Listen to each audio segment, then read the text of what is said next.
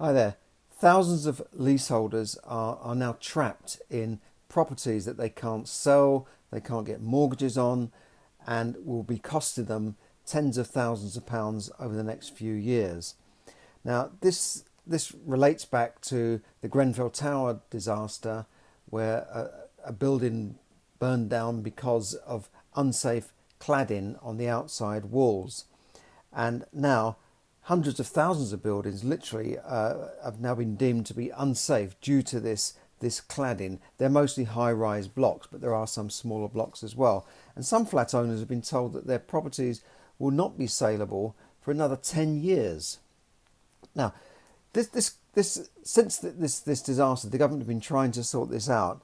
And in 2019, the Royal Institution of Chartered Surveyors, or RICS, this is the body which regulates surveyors. So when you need a survey on a property, you would go through a RICS surveyor for a mortgage.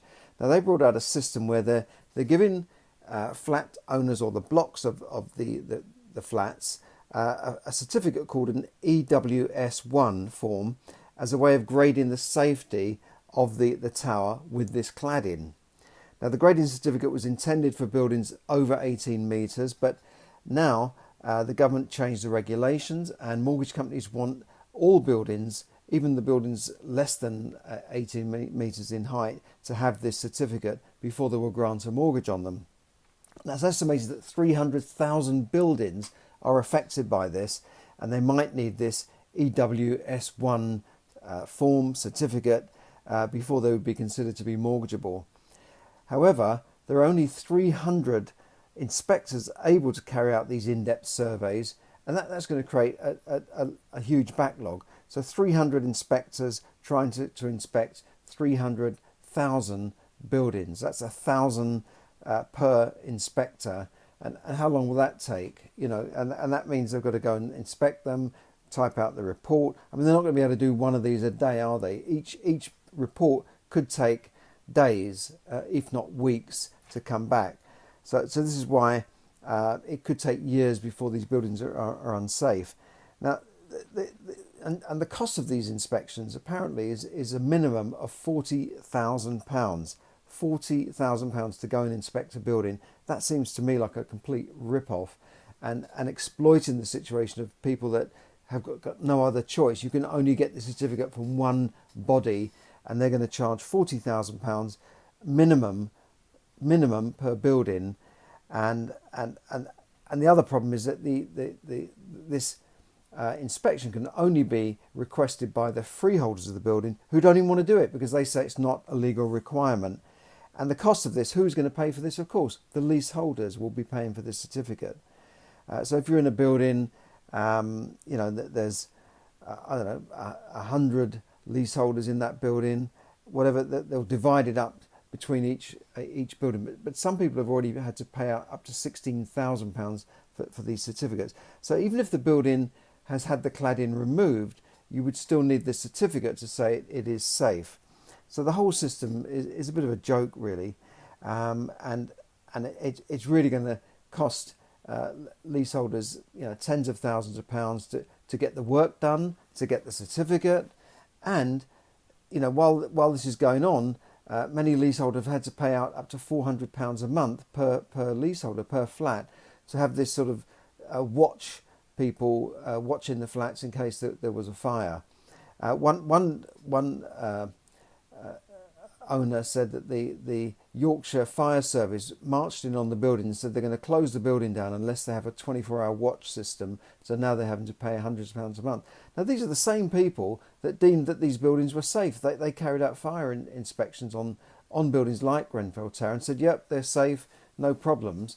And all these bodies and all of the government appointed bodies that have said that these buildings are safe are now scrambling for cover and not admitting any liability, and it's left down to the people who bought the flats.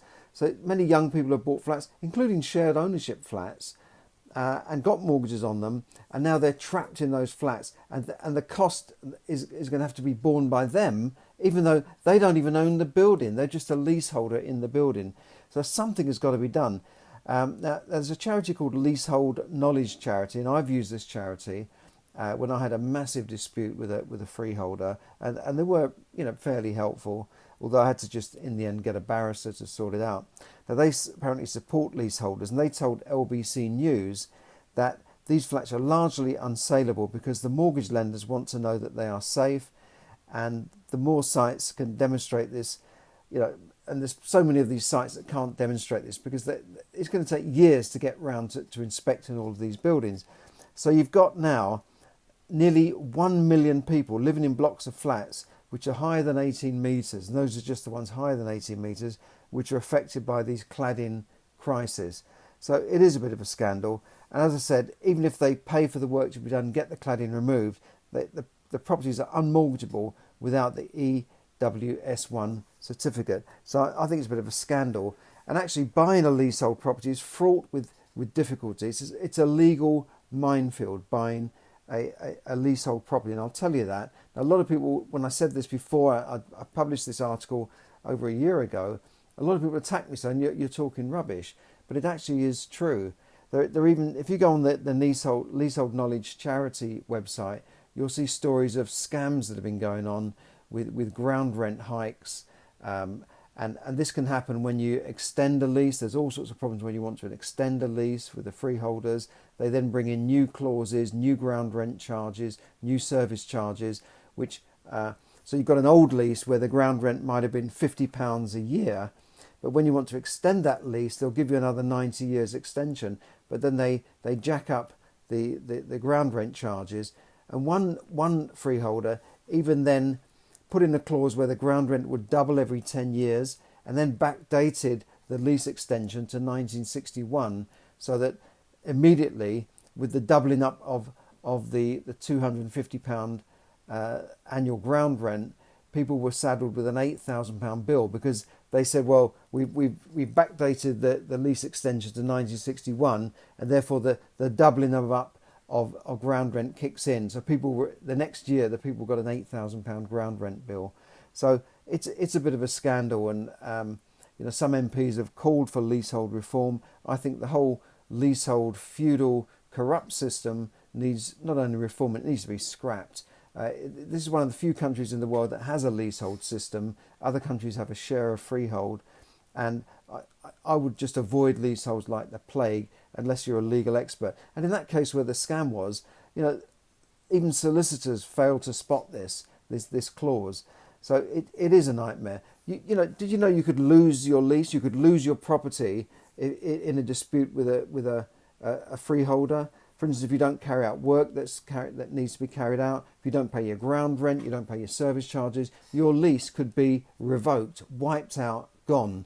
All the money you paid for that flat could be gone. This is a rare situation, but it happens, and freeholders bank on a certain amount of people losing their leases during the term of owning that freehold.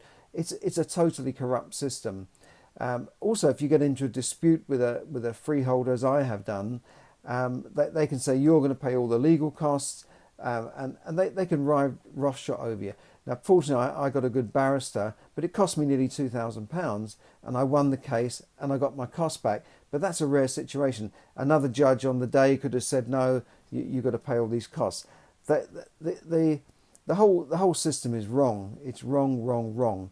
In fact, the building I owned a flat in originally was owned by different people, and they sold off the freehold to a person I can only describe as a bit of a crook, who then started ramping up charges and doing all. I won't go into the whole story, but believe me, buying a leasehold is a nightmare. If you can buy freehold, buy freehold.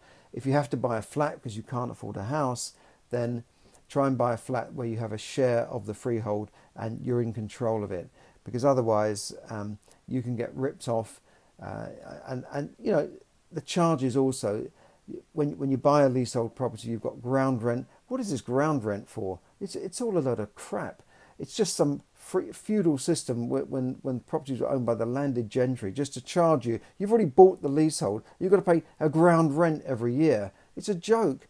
Then there's service charges, and sometimes these service charges can be very, very expensive.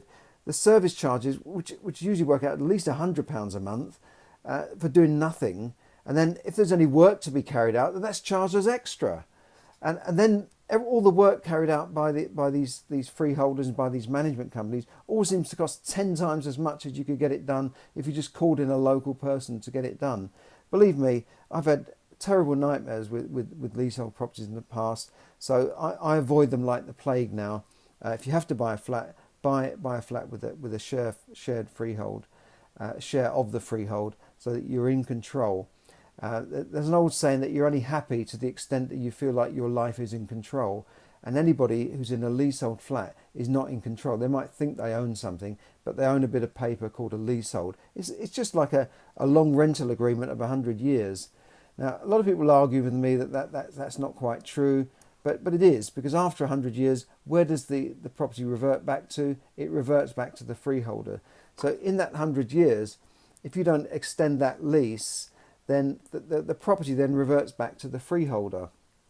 And this is why people like the Duke of Westminster and the Howard de Walden estates and the Cadogan estates and in the West End are all billionaires, because for hundreds of years they've only granted leaseholds on their properties, and the properties eventually came back to them. And this is why the Duke of Westminster is worth between 7 and 10 billion. He owns the freeholds of most of Knightsbridge and parts of Mayfair. The Howard de Walden estates own swathes of property in Mayfair. Cadogan estates is another one.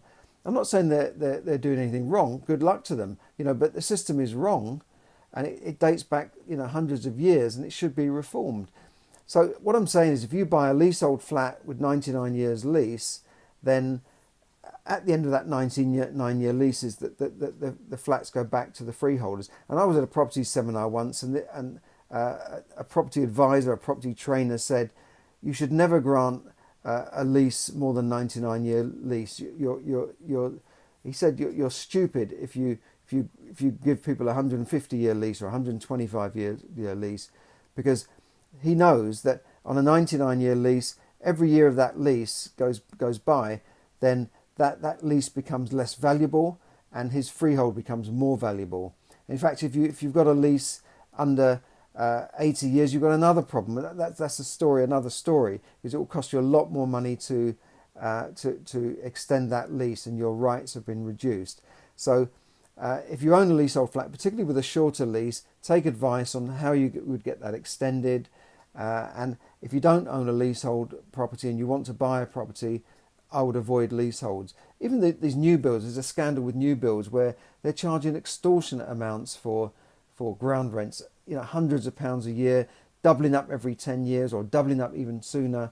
And the government have called on some of these companies to stop this unethical and roguelike practice. So just be careful with leaseholds.